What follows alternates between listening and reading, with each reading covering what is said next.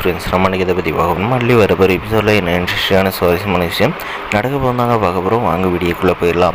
நம்முடைய விஜய் கீழில் பார்த்திங்கன்னா இந்த ரஞ்சிதா, ராஜி, இந்த போதுமண்ணி கிழவி எல்லோரும் பார்த்திங்கன்னா விஜய் லாக் பண்ணி, விஜய் இந்த பேப்பரில் மட்டும் கையெழுத்த போடு, இதுக்கு மேலே அந்த மல்லியோட ஆட்டத்தை நாங்கள் பார்த்துக்குறோம் அப்படின்ற மாதிரி சொல்கிறாங்க.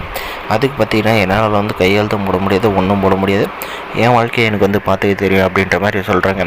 உடனே அந்த ரஞ்சிதா பார்த்திங்கன்னா அழுது புலம்பி நம்முடைய விஜய் கிட்ட ஆக்டிங் பண்ணுறாங்க. இருந்தாலுமே நம்முடைய விஜய் கிட்ட பாட்சா பழிக்கலைங்க. அதுக்கப்புறம் இதெல்லாம் நம்முடைய மல்லி பார்த்துட்டு இருக்காங்க. இதுக்கெல்லாம் காரணமான இந்த ரஞ்சிதாவை நம்ம சும்மாவே விடக்கூடாது. நம்ம ஆசைப்பட்டு விஜய் கட்டினா இவ நம்மளும் விஜய் கிட்ட பிரிக்க ஏற்பாடு பண்ணுறாங்களா. அதனால் இவ்வளோ சும்மா விட்டாவது, இவளுக்கெல்லாம் முன்ன மாதிரி ரைடு கிளப்புனா மட்டும்தான் இவெல்லாம் வலிக்கு வருவா அப்படின்ற மாதிரி நம்முடைய மல்லி யோசிக்கிறாங்க.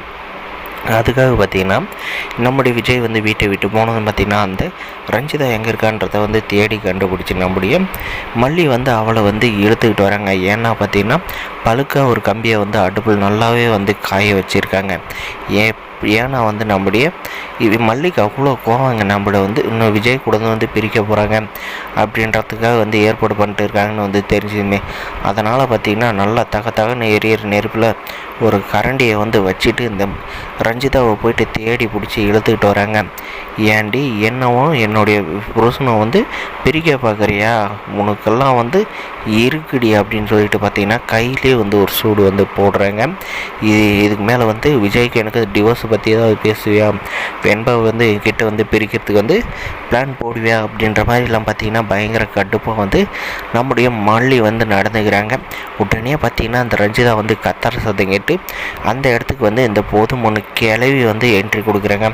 அந்த கிளவிக்குமே பார்த்திங்கன்னா நம்முடைய மல்லி இந்த பாருங்கள், நீங்கள் தேவையில்லாத என் வழியில் குறுக்க வரீங்க, இது நல்லதுக்கு இல்லை, உன் பேத்திக்கு பார்த்தியான கையில் சூடு போட்டுருக்கேன், இதே மாதிரி உனக்கு நாக்குலேயே சூடு போட்டுருவேன், ஏன்னா உனக்கு நாக்கில் தான் சனி தாண்டவம் ஆடுது அப்படின்ற மாதிரி சொல்கிறாங்க.